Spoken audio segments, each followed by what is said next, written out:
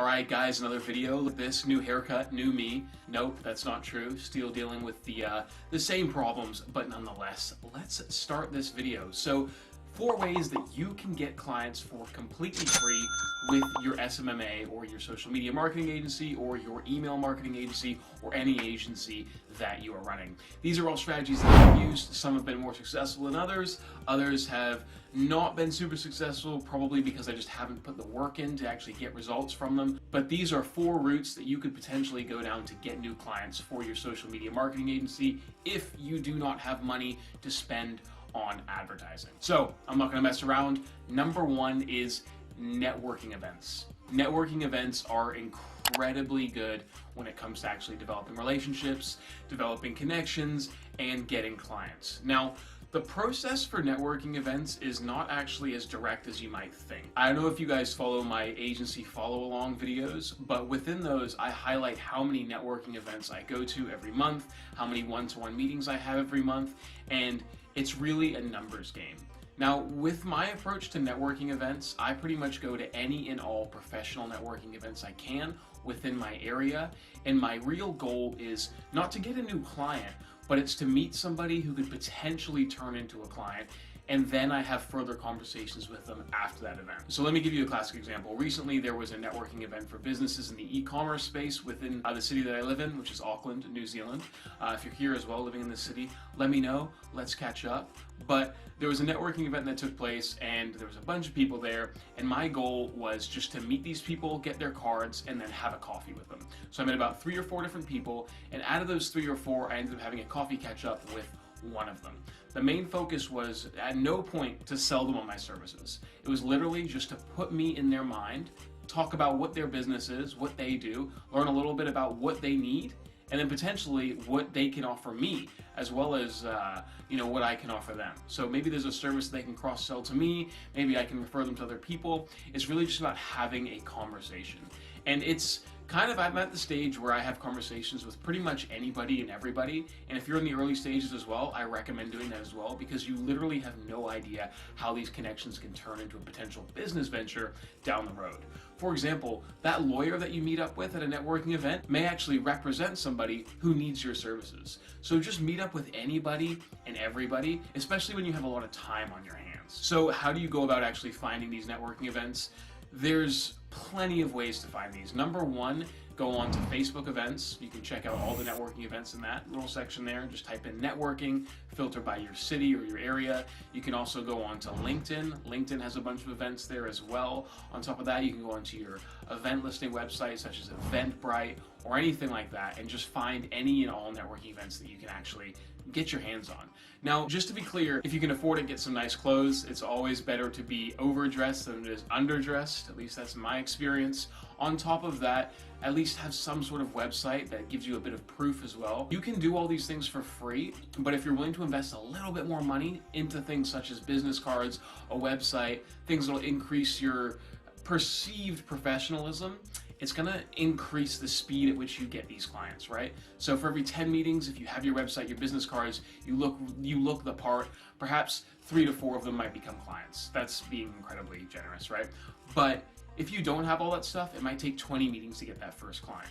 And it's really just a matter of how much time you're willing to spend in exchange for saving money. And sometimes it might just be worthwhile getting a job for a little bit, saving a bit of money, investing in the business cards, investing in the website, and then going into the networking events and the ways that you can go about getting clients for free. So the other way that you can go ahead and get clients for free is using LinkedIn as well as emailing people. Now, both of these, if you're trying to not spend any money, are going to be quite labor intensive, but once again, if you have time on your hands but not money, you can use these methods to get new clients. So what I initially recommend doing is obviously creating a LinkedIn profile. Make it look like you are a professional, right? Because you're going to be reaching out to people who are professionals themselves, and if you don't look the part, they're just going to disregard you. So set up your LinkedIn profile and then find people who look like ideal clients, right? You want to find any and everybody who could potentially be a client and just connect with them on LinkedIn, right?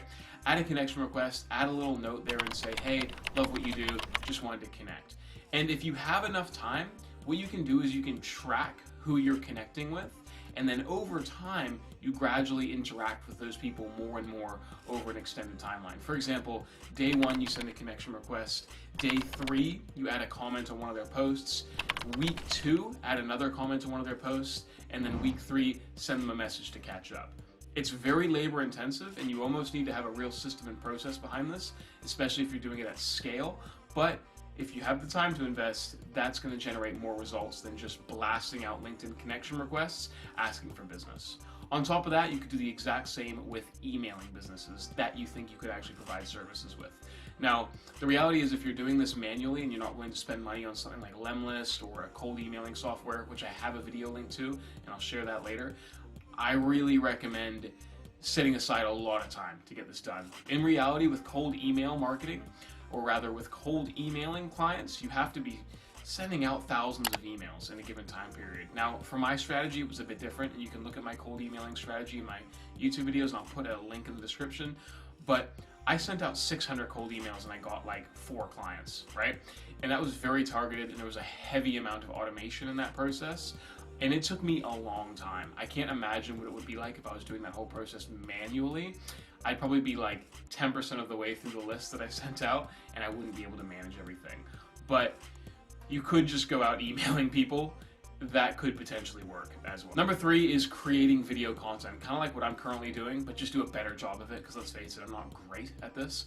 But you could create video content in your niche or focusing on your niche. For example, if you are doing email marketing, which is what I do, which is something I should be doing right now, create YouTube videos on email marketing, create TikTok videos about email marketing, create video content that can go on LinkedIn that focuses on email marketing, and just continuously promote your services. The thing with video content is, at least in my experience, I think one of the things you should be selling is not knowledge, but execution.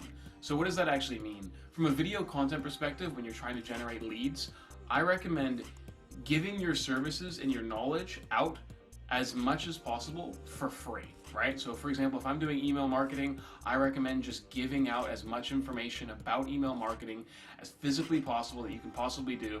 Give it all away for free. And your value add comes from implementing those recommendations. More often than not, if the service that you're selling takes a lot of time to actually perform from a client perspective, you're not actually selling the knowledge that is required. I mean, you kind of are, but that's not your main selling point. You're selling a time save, right? You're selling implementation. And so just give them as much information as possible. And more often than not, when the individual gets all the information, they're going to see it and be like, holy shit, this is going to take me way too much time to actually implement myself. I'll just hire the guy to do it, right? And that's the angle you should be going for when it comes to video content and putting that out there. Now, the algorithms, for example, with TikTok are great because you can get a bunch of reach completely for free. Somewhat similar with YouTube Reels. The algorithm's not as suited or as permissible for going as viral as something like TikTok is, but nonetheless, it's a good little strategy that you can kind of chuck into the mix there as well. Finally, and one of the most effective methods that I've actually seen is using Fiverr to generate leads. Now, I've actually made a completely separate video about this, so I'll link that in the description down below. I'm not going to go over my whole strategy again here, but Fiverr has been very lucrative for me when it comes to generating leads for my business. And just to quickly glaze over it, what I do is I create a Fiverr gig, a low ticket offer. For example, with email marketing, I do a very, very cheap Klaviyo account audit, and I audit their account. And this is once again similar to what I was talking about in the video section of this video, is I audit their account and I give them all the information for free. This is what you want to do.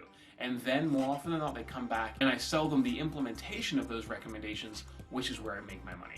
So Fiverr is a great way. You could also possibly do the exact same thing with Upwork. Awesome, guys. That's the end of the video. I hope that was useful. Sorry it was a bit janky at times when I was speaking, but nonetheless, I think there's some value in what I've said. Now, just to be clear, once again, I'm by no means the best marketer out there. I'm by no means the best agency owner out there. I'm just kind of giving you my insights into things, and hopefully you found that useful. If you did find any value, please let me know. And if you didn't, or you think I said some things that are wrong, let me know.